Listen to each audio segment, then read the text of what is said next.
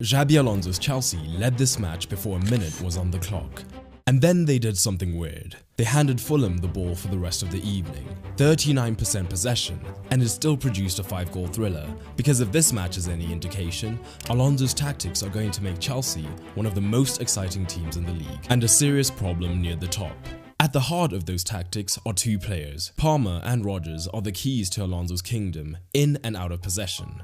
So let's take a look, and start by watching what these two do the moment Fulham try to play out. There's a misconception in some circles that just because a back three has an extra defender in it, it is a defensive formation. And early on, Chelsea showed just how aggressive a shape it can be, and was all about problem solving. There was a risk that Chelsea would be overloaded in this zone, but Alonso anticipated this, and he wanted the Blues pressing early. Fulham actually built in a wide back three from deeper areas, with Leno being flanked by both of his centre-backs. This was key, because if they built up in a back two like this, João Pedro could direct the play to one side, making it easier for Chelsea to defend smaller spaces, as the pitch would effectively be cut in half. Leno joining meant hypothetically, Fulham could switch the play at any time, making this pressing objective an impossibility. And this is where this duo come into it. Pay attention to their positions here.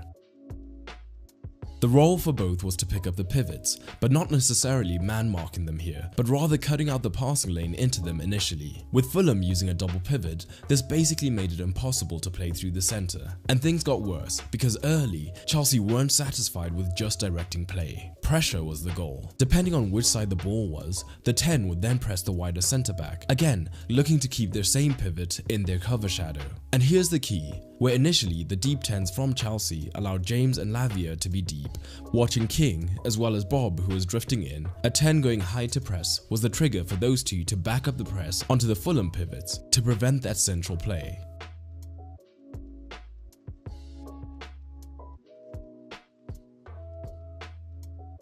And was all of this effective? Well, this is Fulham's attack distribution. Effectively, Chelsea's attacking shape did not let Fulham attack centrally at all, and this high pressure system played straight into the opening goal less than a minute in.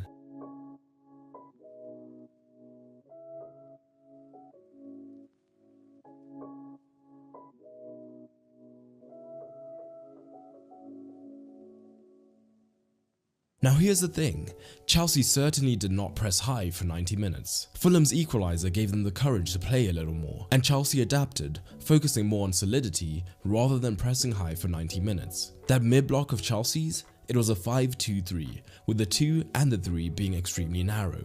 Protecting the centre is all well and good, but that can quickly creep into being exploited in the wider regions. So how did Chelsea contend with this, as Fulham were aggressive with their fullbacks? Well, one option would have been pushing their wingbacks high early, and this could actually be really effective. But there was a risk, as with Bob drifting in off the right, Fulham could be attacking in potentially a front 5, meaning if Chelsea had pushed up their wingback, they could be outnumbered 5 versus 4. So most of the time, the wingbacks tended to stay deep to allow this man-to-man setup. So what solution did Alonso go with? Those two men came into the picture once again, as Alonso tasked the pair with staying super narrow when possible, narrow enough to stop the central passes, but as soon as the ball went wide, be it to a wide centre-back if Leno was high, or to the fullbacks if it was more of a 4 in the build-up. Time after time, Palmer and Rodgers were asked to do this, and for the most part, time after time they delivered.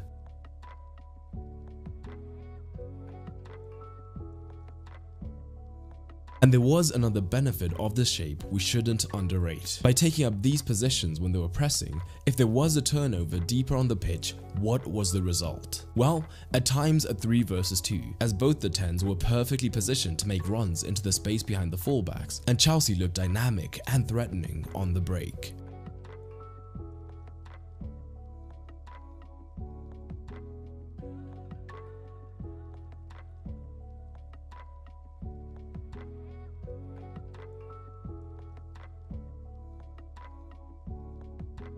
But let's take a moment, because it is matchday 1, so of course Chelsea's defense was not perfect. They conceded 2, but those were mainly assists from Sanchez rather than a poor defensive setup. But there were other issues, and it was mainly the backline coordination. Remember that man-to-man orientation? It was great when the defenders were touch tight or physically superior to their opposite number, but as the game went on, Fulham were able to manipulate this space, primarily by using runners from deep that were initially too far for the centre-backs to venture out and cover. This was often paired by deep movement from the forward or a wide man, creating room higher up the pitch for a man from deep to have a running start against the centre-back. And that was combined with Fulham being increasingly more direct and playing in behind straight away.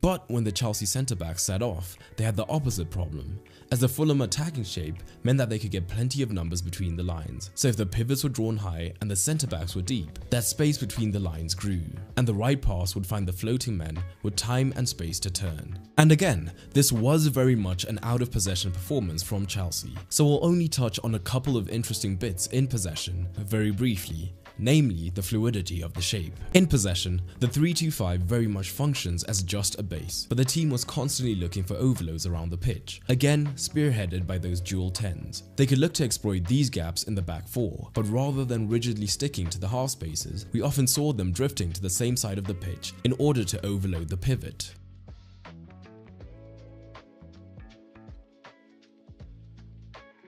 And the bravery of the back three on the ball was another key feature, as at every opportunity the wide centre-backs, but Achiampong in particular, would look to flood forward, combining with Palmer and Gusto to try and create a 3 versus 2 overload, and arrive late on the underlap as the extra man, and Chelsea did get into promising positions in this way. And again, the focus for this video was out of possession matters, but just before my final thoughts, it is a new season and the perfect time to up your tactical knowledge. If that's appealing to you, check out Football Fundamentals down in the description, which is my free 30-day program that will teach you the fundamentals of tactical analysis.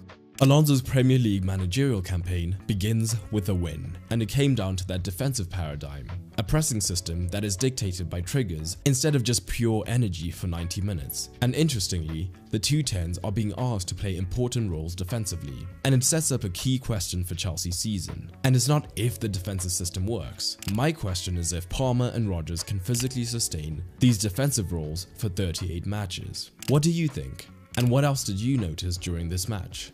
Drop it down below. And if you want to see how much Alonso has already shifted his tactics in such a short time, check out this video, on screen now, examining his tactics in his very first match.